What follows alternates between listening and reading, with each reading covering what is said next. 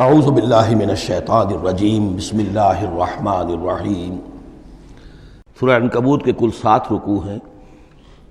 پہلا رکوع جیسا کہ میں عرض کر چکا ہوں کہ قرآن مجید کے اہم ترین مقامات میں سے ہے، خاص طور پر دعوت اور تحریک اور اللہ تعالیٰ کے دین کے غلبے کی جد و جہد میں جو مسائل درپیش ہوتے ہیں کارکنوں کو، اس دور میں جب کہ پرسیکیوشن ہو، ستایا جا رہا ہو، مشکلات آ رہی ہوں، قربانیاں دینی پڑیں، تو اس کے جتنے بھی مسائل پیدا ہوتے ہیں ان سب کا بہت ہی جامع جو بیان ہے اور رہنمائی ہے وہ اس رکوع میں آ چکی ہے۔ تو یہ نوٹ کر لیجئے کہ مطالعہ قرآن حکیم کے جس منتخب نصاب کا میں تذکرہ کرتا رہا ہوں چند دنوں سے، اس کا جو 5واں حصہ ہے، اس کا پہلا سبق جو ہے وہ اسی سورہ عنکبوت کے پہلے رکوع پر مشتمل ہے، اور یہ اس حصے کا یوں سمجھیے کہ بمنزلہ فاتحہ ہے اس حصے کے لیے۔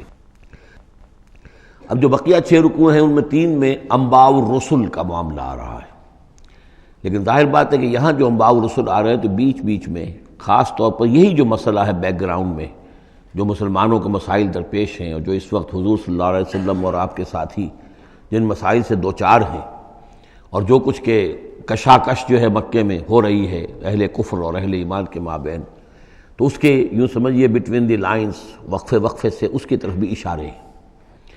پھر جو بقیہ 3 رکوع رہ جائیں گے ان 3 رکوعوں میں 2 لڑیاں ہیں جو بٹی ہوئی ہیں۔ ایک لڑی میں خطاب ہے مشرکین عرب کی طرف، اور ایک لڑی میں جو اہل ایمان تھے، جو حضور صلی اللہ علیہ وسلم پر ایمان لائے تھے، جو ان مشکلات سے دوچار تھے، وہاں بھی پھر گن کر 10 ہدایات ان کو دی گئی ہیں۔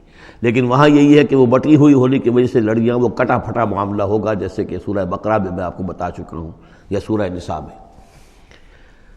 وَلَقَدْ أَرْسَلْنَا نُوحًا إِلَىٰ قَوْمِهِ، اور ہم نے بھیجا تھا نوح کو اس کی قوم کی طرف، فَلَبِثَ فِيهِمْ أَلْفَ سَنَةٍ إِلَّا 50 عاما، تو رہا ان کے مابین وہ 1000 برس سے صرف 50 برس کم، 950 برس۔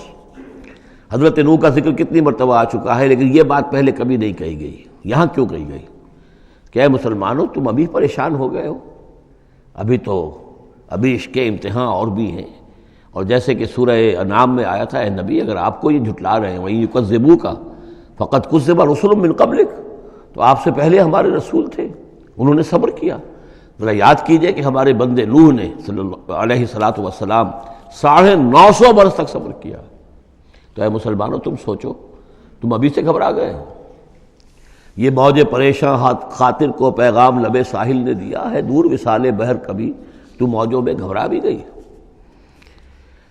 فَأَخَذَهُمُ الطُّوفَانُ وَهُمْ ظَالِمُونَ، تو اس کی قوم کو، حضرت نوح کی قوم کو آ پکڑا طوفان نے اور وہ ظالم تھے، گناہگار تھے۔ فَأَنجَيْنَاهُ وَأَصْحَابَ السَّفِينَةِ، تو ہم نے بچا لیا اس کو یعنی حضرت نوح کو اور کشتی والوں کو۔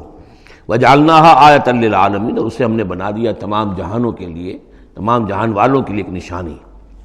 وَإِبْرَاهِيمَ، اور ہم نے بھیجا ابراہیم کو، اذ قال لقومہ، جبکہ اس نے کہا اپنی قوم سے، اعبدوا اللہ واتقوہ، اللہ کی بندگی اختیار کرو اور اس کا تقوی اختیار کرو۔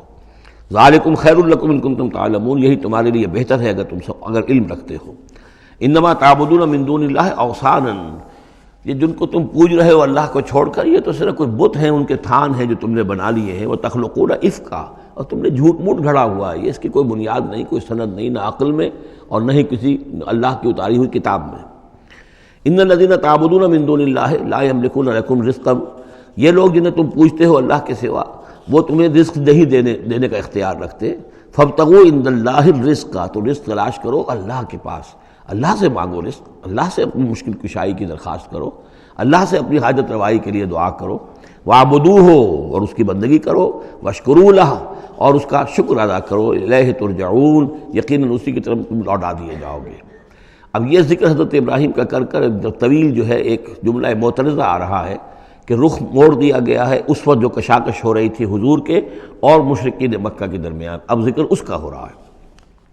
وَإِن تُكَذِّبُوا، گویا کہ اب خطاب ہو رہا ہے اہل مکہ سے، اور اگر تم جھٹلا رہے ہو فقد کذب امم من قبلکم، تو دیکھو تم سے پہلے بہت سی قوموں نے جھٹلایا۔ وما علی الرسول الا البلاغ المبین، اور ہمارے رسول پر محمد پر صلی اللہ علیہ وسلم کوئی ذمہ داری نہیں ہے سوائے واضح طور پر اور صاف صاف پہنچا دینے کے۔ اولم یروا کیف یبدی اللہ الخلق ثم یعیدہ، کیا وہ دیکھتے نہیں ہے کیسے اللہ تعالیٰ تخلیق پہلی مرتبہ کرتا ہے پھر وہ دوبارہ بھی کرے گا۔ ان ذالک علی اللہ یسیر، اور یہ اللہ تعالیٰ پر بہت آسان ہے۔ قل سیروا فی الارض فانظروا، اور تو ان سے کہیے کہ ذرا گھومو پھرو زمین میں اور دیکھو کیف بدأ الخلق، کیسے اللہ تعالیٰ پہلے تخلیق کیا ہے اس نے خلق کو، ثم اللہ ينشئ النشأة الآخرہ، پھر اللہ اٹھائے گا یا اٹھاتا ہے۔ دنیا میں بھی ہو رہا ہے کہ کھیتی جو ہے وہ ختم ہو گئی، پھر اگلی پھر فصل آ گئی، پھر فصل آ گئی، تو یہ تو ایک سائیکل چل رہا ہے۔ اور پھر یہ کہ اللہ تعالیٰ دوسری مرتبہ تمہیں اسی طرح اٹھا دے گا۔ نشأۃ آخرہ جو ہے آخرت کی جو تمہیں اٹھانا ہے وہ اللہ کے اختیار میں ہے۔ ان اللہ علی کل شیء قدیر، یقیناً اللہ ہر شے پر قادر ہے۔ یعذب من یشاء ویرحم من یشاء، وہ جس کو چاہتا ہے عذاب دیتا ہے دے گا، اور جس کو چاہے گا رحم فرمائے گا۔ وإلیہ تقلبون، اور اسی کی طرف تم لوٹا دیے جاؤ گے۔ وما انتم بمعجزین فی الارض، اور تم اسے شکست نہیں دے سکتے زمین میں، ولا فی السماء، نہ آسمان میں، نہ زمین میں کہیں بھاگ کر نہ آسمان میں کہیں بھاگ کر اللہ کو عاجز کر سکتے ہو۔ وما لکم من دون اللہ من ولی ولا نصیر، اور نہیں ہے کوئی تمہارا اللہ کے سوا نہ حمایتی، یعنی اللہ کے ورے یا اللہ کے مقابلے میں۔ یہ دون کا لفظ بہت سے معنی دیتا ہے عربی زبان میں، دیکھنا ہوتا ہے کس کانٹیکسٹ میں کیا معنی ہے۔ اس کانٹیکسٹ میں اللہ کے مقابلے میں تمہارا کوئی نہ ولی ہوگا نہ نصیر ہوگا، نہ کوئی حمایتی نہ مددگار۔ والذین کفروا بآیات اللہ ولقائہ، اور جن لوگوں نے کفر کیا اللہ کی آیات کا اور اس سے ملاقات کا انکار کیا، اولئک یئسوا من رحمتی، یہ وہ لوگ ہیں جو میری رحمت سے مایوس ہو چکے ہیں۔ واولئک لہم عذاب علیم، اور ان کے لیے دردناک عذاب ہے۔ یہاں یہ جملہ معترضہ ختم ہوا۔ صدق اللہ العظیم۔